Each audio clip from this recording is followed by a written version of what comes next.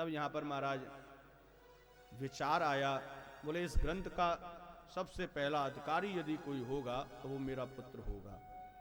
प्रेम से बोलो भाई, पिता की धरोहर पुत्र को ही मिलती है।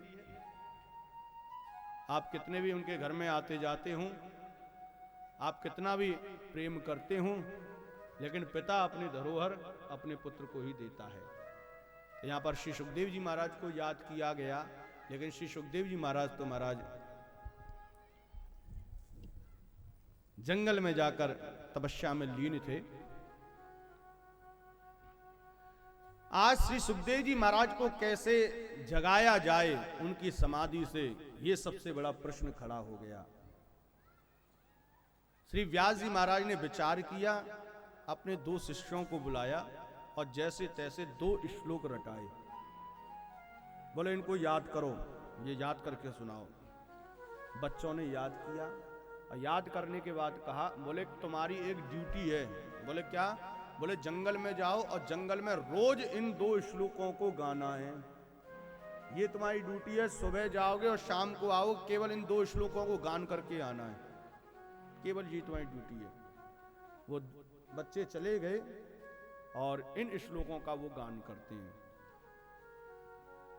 वह श्लोक कौन से हैं? वरहा पीड़म नटवर बपु कर्णियो कर्णकारम बिभ्रदवास कनक कपिसम वैजयंतीम चमालम रंध्रान वेणुरधर सुधया पूरियन गोप वृंदई वृंदा वृंदारण्यम सबद रमणम प्राविशद गीत कीर्ति अहो वकीयम स्तन कालकूटम जिघ्यांस यापायदप्य साधवी लेभे गतिम धातृम चिताम ततोन्यम कंबा दयालुम शरणम व्रजेम। पहला श्लोक, बरहा पीड़म नटवर बपुहु। ये जो श्लोक है ठाकुर के बाहरी सौंदर्य का वर्णन करता है। बरहा पीड़म, आपीड कहते हैं मुकुट को और बर कहते हैं मोर पंख को। बरहा पीड़म नटवर बपुहु, एक ऐसा जिसने अपने मुकुट में मोर पंख धारण कर रखा है। बरहा पीड़म नटवर बपु, नटवर वरवच्च बपुहु, जो नटवी है जो वरवी है।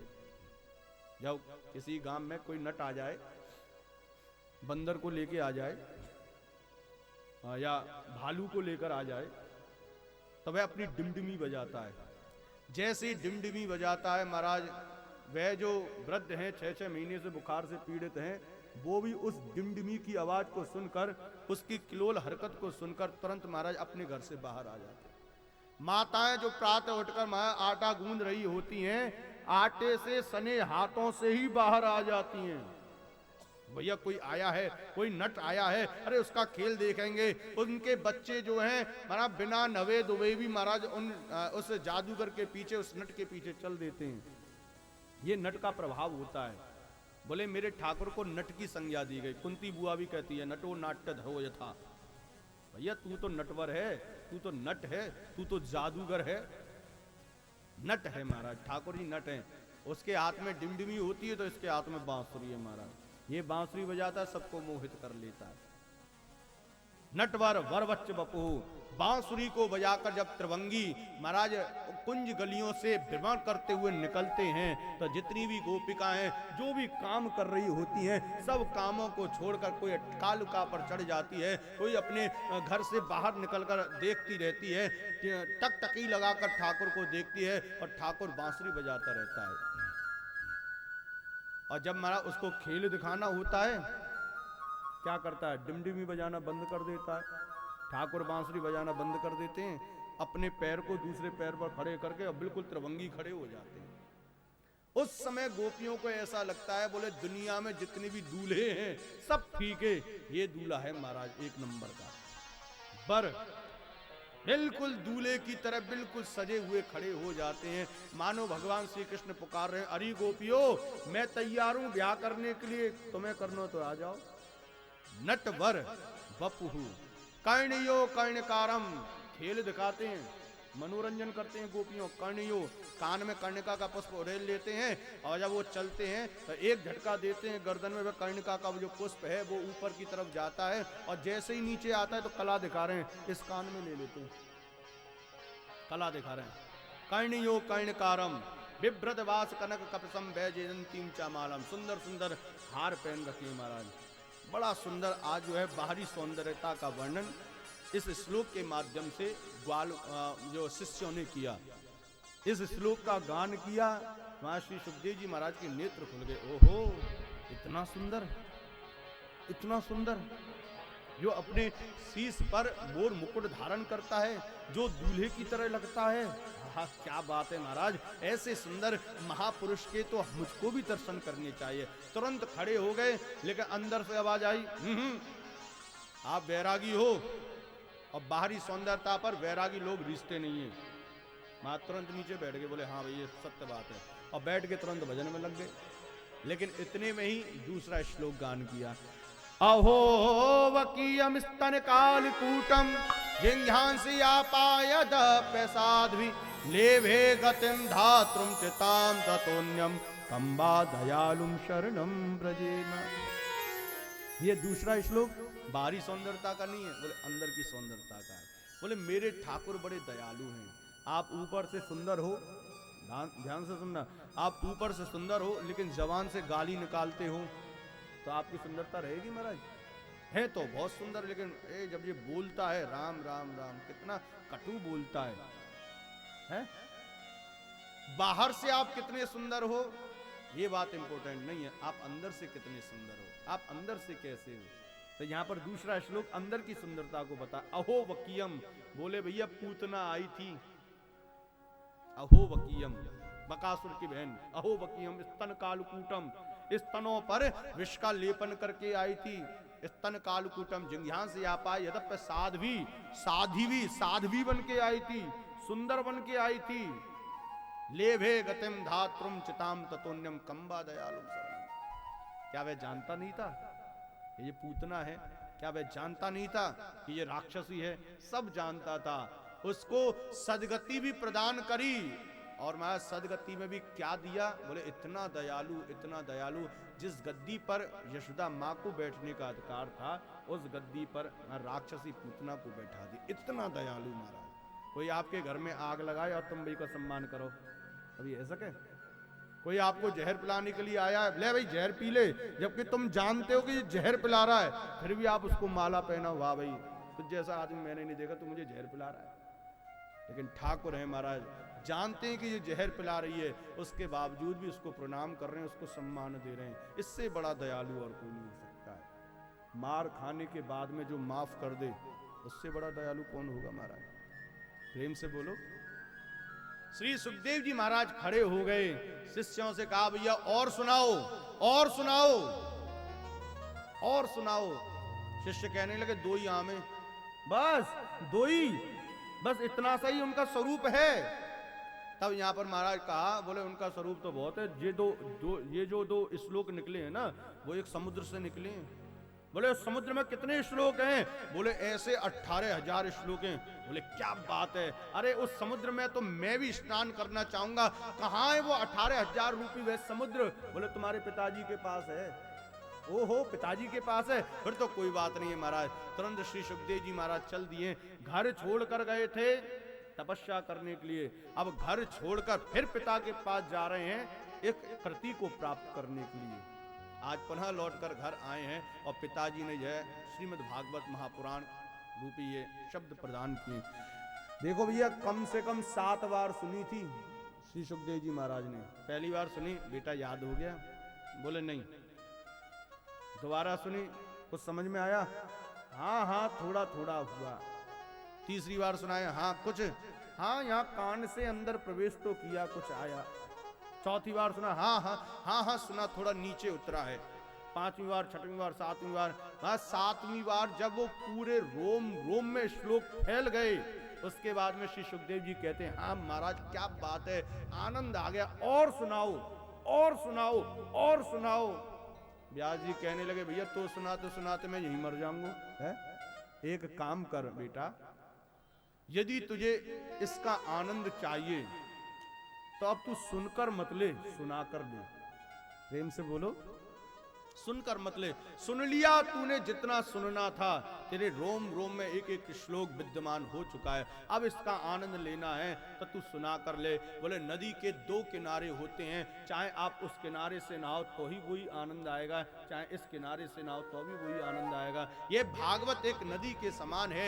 एक किनारे पर आप बैठे हैं, एक किनारे पर मैं बैठा हूं। मैं आपको सुनाकर डुबकी लगाकर आनंद ले रहा हूं और आप सुनकर डुबकी लगाकर आनंद ले। बात एक ही है। प्रेम से बोलो। आप कहें महाराज हमने तो 7 कथा सुन ली। बोले तुमने सुनी है, हमने भी महाराज कितनी कथाएं कह डाली, हमने कितनी कथाएं कह डाली, लेकिन क्या तृप्ति हुई? बोले नहीं, ना तो हमें कहने में आज तक तृप्ति हुई है, और आप भी अपने कर्णों को ऐसा बनाएं कि आपको भी कभी तृप्ति ना हो। ये तृप्ति का विषय ही नहीं है, ये तो करंट का विषय है, ये तो वर्तमान का विषय है। जब मिले तब लो, जब मिले तब लो, जब मिले तब लो। प्रेम से बोलो। इस प्रकार महाराज श्री सुखदेव जी महाराज आज जंगल में जाकर पुनः तपस्या में लीन हुए। भैया आपने श्रवण किया भागवत के रचयिता की दिव्य गाथा को, आपने श्रवण किया भागवत के जो है प्रवक्ता की दिव्य गाथा को। अब श्रवण करें भागवत के प्रथम श्रोता के बारे में। प्रेम से बोलो।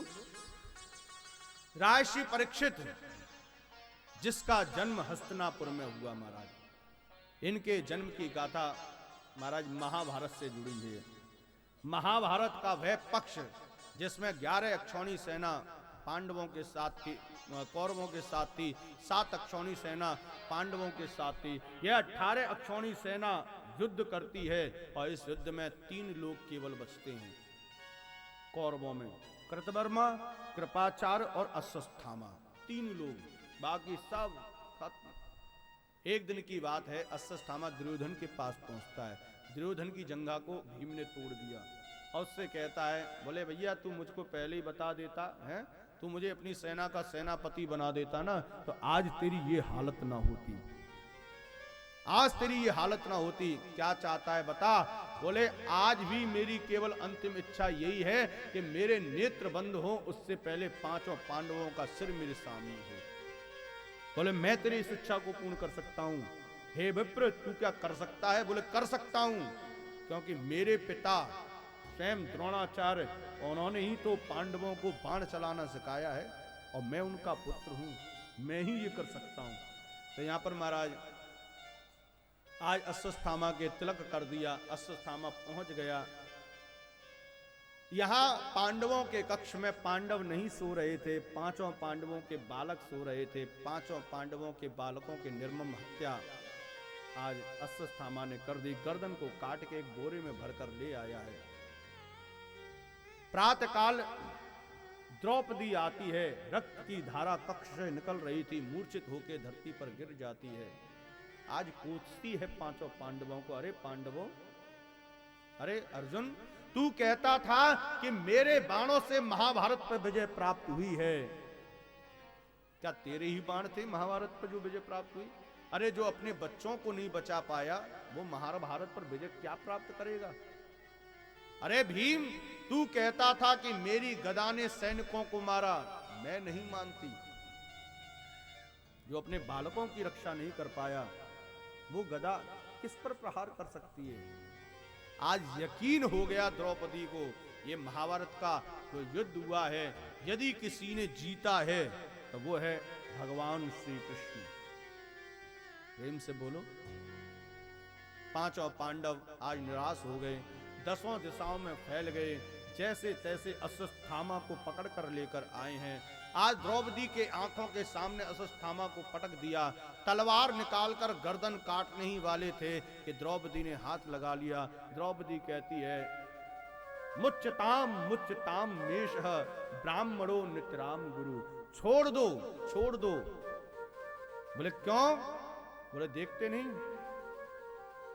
एक तो ये ब्राह्मण है और एक गुरु पुत्र है। द्रौपदी ने पहली वाणी बोली, बोले भले ही मेरे 5 पुत्रों को इसने मार दिया हो, लेकिन मैं इसको मृत्युदंड नहीं दे सकती। क्यों? क्योंकि शास्त्र कहता है ब्रह्म बंधुर्न हंतव्य आतताय वदारहण मई वो भय माम नातम परिपय्यानुशासनम। ब्राह्मण कैसा भी हो उसको मारना नहीं चाहिए, मारना बिल्कुल नहीं चाहिए। दूसरी बात कहती है, बोले ये साधारण नहीं है, ये गुरु पुत्र है। हे धर्मराज युधिष्ठिर, आप तो धर्मराज कहलाते हैं, क्या ये धर्म है कि गुरु पुत्र को मार दें? जब गुरुदेव आते थे हाथी पर सवार होकर, तो आप ही उनका अर्चन बंदन करने के लिए दरवाजे पर खड़े हो जाते थे। हे भीम, आप भूल गए जब वो हाथी पर आते थे तो सीढ़ी नहीं लगाता था, तू अपने निज हाथों को ही सीढ़ी बना देता था, अपने निज हाथों पर उनके चरण को रखकर उसको पृथ्वी पर रखता था। नकुल सहदेव, तुम भूल गए दरवाजे पर खड़े होकर दिव्य मंत्रों से उनकी स्तुति किया करते थे। अरे जिनने तुमको बाण चलाना सिखाया, क्या उस गुरुपुत्र को मारना चाहिए? मेरा मन नहीं कहता। तीसरी बात कही है द्रौपदी ने, बोले जो दुख आज मुझे हो रही है, जो पीड़ा आज मेरे हृदय को हो रही है, वो पीड़ा मैं अपनी गुरु माता को कदापि नहीं देना चाहती। अरे महाराज, गुरुदेव युद्ध में मृत हो चुके हैं, केवल गुरु मां ही तो बची है। उस गुरु मां के हृदय पर क्या गुजरेगी कि जिसका पति भी मर गया, उसका बेटा भी मर गया, उस मां पर क्या बीतेगी? जो दुख मुझे मिल रहा है वो दुख मैं गुरु मां को नहीं देना चाहती। आज कृष्ण के विचारों को समझते हुए अर्जुन ने अश्वत्थामा के आधे केशों को काट दिया, आधी मूंछों को काट दिया और धक्का देकर समाज से बाहर निकालने लगे। अश्वत्थामा ब्राह्मण था। देखो भैया, कोई प्रतिष्ठित आदमी हो, उसकी मृत्यु तब हो जाती है जब उसकी प्रतिष्ठा कलंकित हो जाती है। मौत तो सबको आनी है, ये तो मौत तो प्राकृतिक है, आज नहीं तो 100 वर्ष बाद मरना ही है। लेकिन आदमी की मृत्यु तब हो जाती है जब महाराज उसका अपमान हो जाता है समाज में। तब ब्राह्मण का, अश्वत्थामा का समाज में अपमान हो रहा था, उस पर यह सहन नहीं हुआ। वह गया महल में और महल में जाकर महाराज आज ब्रह्मास्त्र का संधान किया है, प्रत्यंचा पर चढ़ा लिया। उस ब्रह्मास्त्र को आदेश दिया, हे ब्रह्मास्त्र, तेरा ये प्रभाव है, तेरी ये महिमा है, तू जब भी चला है अपना काम करके ही लौटा है। मैं आज भी यही चाहता हूं कि तू अपना काम करके लौटे। और आज्ञा दी, मैंने इस वंश के 5 पांडवों के पुत्रों को मार दिया, लेकिन इसके बावजूद भी कहीं मेरी दृष्टि में कोई नहीं आ रहा हो, तो मैं तुझे आज्ञा देता हूं, इस वंश को पानी पिलाने वाला यदि कोई अंश है तो उस अंश को भी समाप्त कर दे। इतना कहकर महाराज वह चुटकी छोड़ दी, वह ब्रह्मास्त्र चल दिया है, सीधा पहुंच गया कहां? बोले उत्तरा के गर्भास्त्र। उत्तरा के पति अभिमन्यु चक्रव्यूह में मारे गए हैं, लेकिन उत्तरा सगर्भा है। 5 पांडवों के बालक मारे गए, केवल एक अंश रह गया। यदि यह भी अंश चला जाता तो वह वंश ही समाप्त हो जाता। आज महाराज ब्रह्मास्त्र उस बालक को जलाने के लिए प्रयास करता है। उसी समय उत्तरा दौड़ी दौड़ी अपनी मां के पास पहुंचती है, कुंती के पास पहुंचती है। कुंती कहती है, मेरे पास क्या करेगी? जो रक्षक है उसके पास जा, रक्षक यहाँ है, कृष्ण के पास जा। वह दौड़ती दौड़ती कृष्ण के पास पहुंची है। पाहि पाहि महायोगिन देव देव जगतपते, नान्यम त्वद भयम पश्ये यत्र मृत्यु परस्परम। हे ठाकुर मेरी रक्षा करो, हे ठाकुर। ये वही उत्तरा है, भगवान श्री कृष्ण है। उत्तरा तू वही है ना, जब तेरा पति मर गया था तो तू चिता पर जलने के लिए उद्यत हो रही थी, जैसे तैसे तुझको खींच कर लाए, बोले मैं भी सती होंगी, मैं भी सती होंगी, मैं भी सती होंगी। आज क्या हुआ? यदि तुझको कष्ट भी है तो तू क्यों घबरा रही है? जो चिता से वापस लौट के आई हो, अब वो भी मौत से घबराए? तब यहां पर उत्तरा कहती, ना ना ठाकुर, मुझे अपने प्राणों की तो आज भी चिंता नहीं है। आप कहो तो आज ही प्राणों को छोड़ दूं, मुझे प्राणों की चिंता नहीं है, मुझे इस वंश की चिंता है। ये मेरे पेट में जो अंश है वो इस वंश को चला सकता है, आगे ले जा सकता है। इच्छा आपकी है, जैसे ही कहा ठाकुर जी रीझ गए और कहा देवी कोई बात नहीं, अपने नेत्रों को बंद कर, अपने अंदर माँ का भाव ला। भगवान श्री कृष्ण आज उत्तरा के गर्भ में उतरे हैं। ब्रह्मास्त्र खड़ा हुआ था। ठाकुर आप बोले भाई कैसे आना हुआ? बोले महाराज मैं तो जलाने के लिए आया हूं इस बालक को। बोले भैया अपना काम कर। नहीं ठाकुर आपकी आज्ञा हो तो मैं चला जाऊं। बोले ना ना ना, तू अपनी मर्यादा को खंडित कर देगा तो कोई नहीं चलाएगा महाराज। तेरा काम है, जिस काम को दिया गया उस काम को पूरा करना। तू अपना काम कर, मैं अपना काम करूंगा। उस ब्रह्मास्त्र ने उस बालक को जलाकर राख कर दिया।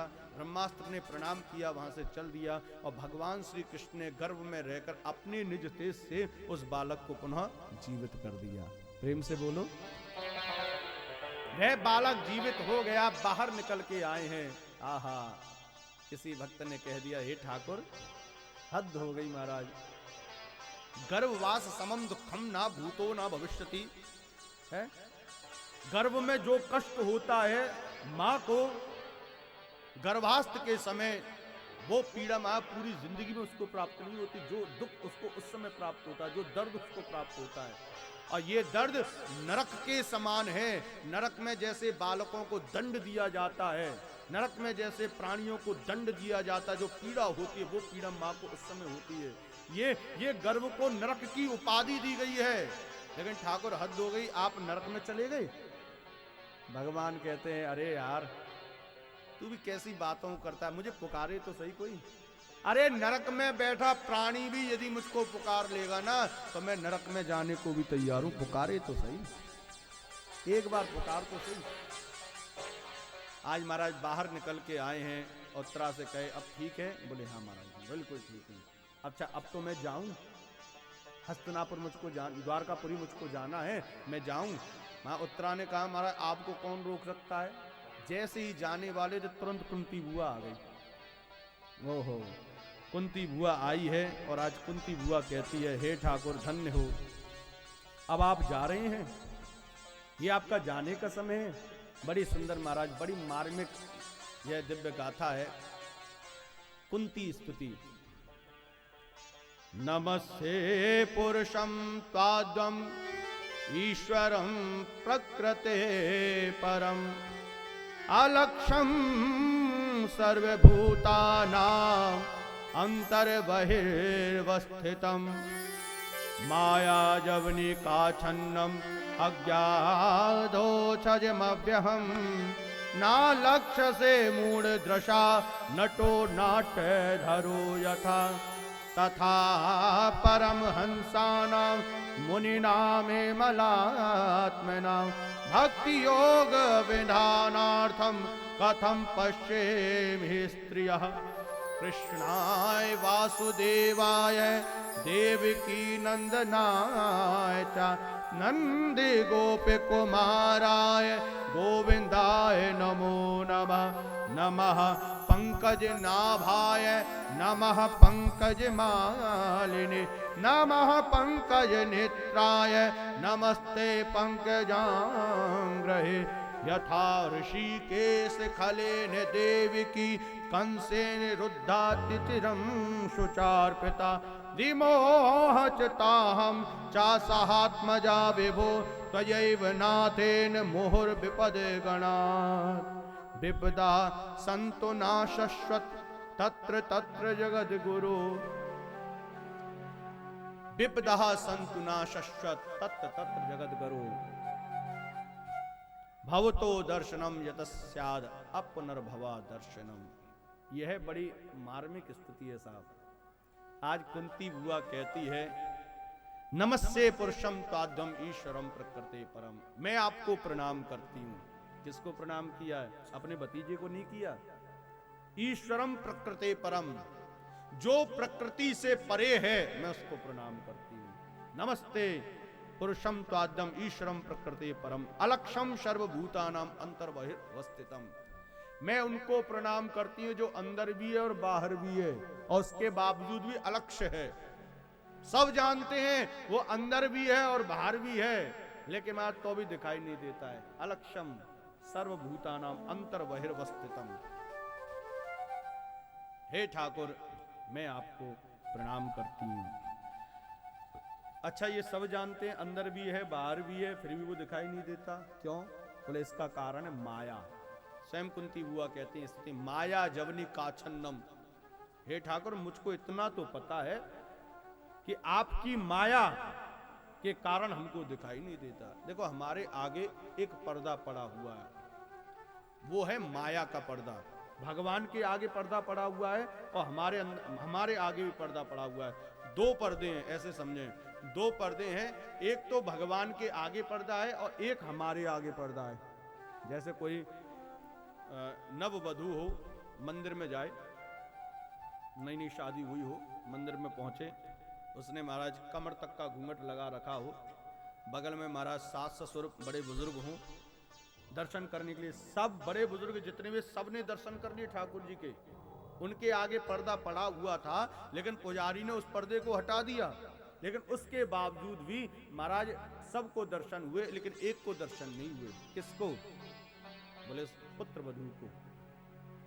माया जवनी काछन्नम। उस समय वह सोचती है, बोले काश इस समय मेरा कोई प्रियतम होता तो मेरे इस घूंघट को पलट देता और मेरा भी साक्षात्कार भगवान से हो जाता। वह सच्चा प्रियतम कौन है? बोले उसका पति। यदि पति होता तो पलट देता। ऐसे ही हमारे आगे पड़े हुए माया के पर्दे को हटाने के लिए सबसे बड़ा प्रियतम हमारा कौन है? बोले गुरु ही वो प्रियतम है जो महाराज आपके आगे पड़े हुए अज्ञान रूपी पर्दे को हटाकर भगवान का आपके साथ साक्षात्कार करा देता है। प्रेम से बोलो। कुंती बुआ अपनी स्तुति में कह रही है माया जवनी काछन्नम अज्ञादो मव छव्ययम। इसके बाद घूंघट के पट खोल रहे तो पिया मिलेंगे, हैं? घूंघट के पट खोल।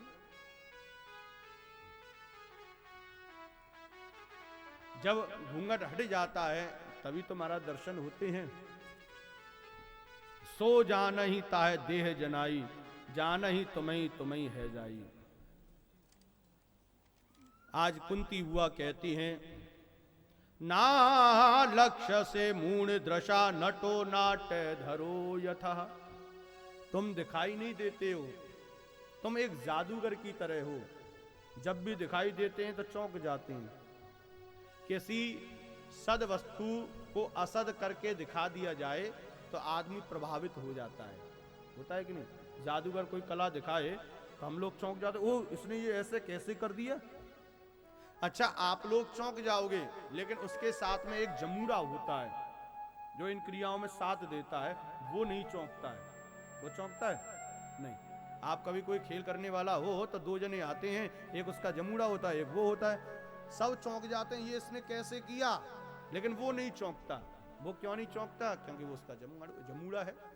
ऐसे ही महाराज जमूड़ा उस चीज से प्रभावित नहीं होता है जो चीज वो दिखाता है। वो जमूड़ा कोई और नहीं, वो हम भक्त ही हैं। और वो जादूगर कोई और नहीं, वो ठाकुर ही वो जादूगर है जो लीलाएं कर करके हमको चौंका देता है। लेकिन जो भक्त होता है उसको कोई फर्क नहीं पड़ता, क्योंकि वो तो जानता है होता क्या है, परिणाम क्या होता है। बोले वो जमूड़ा अपने जादूगर के खेल देखते देखते एक दिन खुद जादूगर बन जाता है। डॉक्टर के नीचे काम करने वाला व्यक्ति एक दिन उनका साथ करते करते खुद डॉक्टर बन जाता है। ठीक इसी प्रकार भगवान का भक्त भगवान का साथ करते करते एक दिन भगवंत को प्राप्त हो जाता है। प्रेम से बोलो। माया जवनी काछन्नम अज्ञादो मवछव्ययम ना लक्ष्य से मूढ़ दृशा नटो नाट्य धरो यथा तथा परम हंसा नाम मुनि नाम मलात्म नाम भक्ति योग विधानार्थम कथम पश्येम ही सर्वथा। बड़ा सुंदर श्लोक। हे ठाकुर, आपका विग्रह तो परम हंसों को श्री परम हंस बनाने का बड़ा अच्छा तरीका है। आपका विग्रह सबको भगवंत से मिला देता है। आपका श्री विग्रह ही है जिसको देखकर आपके प्रति महाराज भाव जागृत हो जाता है। मैं तो साधारण हूं, मैं कोई जमूड़ा नहीं, मैं कोई आपकी इतनी बड़ी भक्ता नहीं, मैं आपके रहस्यों को नहीं समझ पाती हूं। लेकिन हाँ ठाकुर, थोड़ा इतना ही समझ पाती हूं कि कृष्णाय वासुदेवाय देवकी नंदनाय च। मैं इतना जानती हूं कि तुम मेरी भाभी और मेरे भैया वसुदेव के पुत्र हो। मैं तो इसी बात पर खुश हूं कि महाराज आप पुत्र होकर भी अपने 6 भाइयों को ना बचा पाए। भाई ठाकुर जी 8वें गर्भ के रूप में तो आए थे, 7वें में बलराम जी आए थे, लेकिन 6 पुत्रों को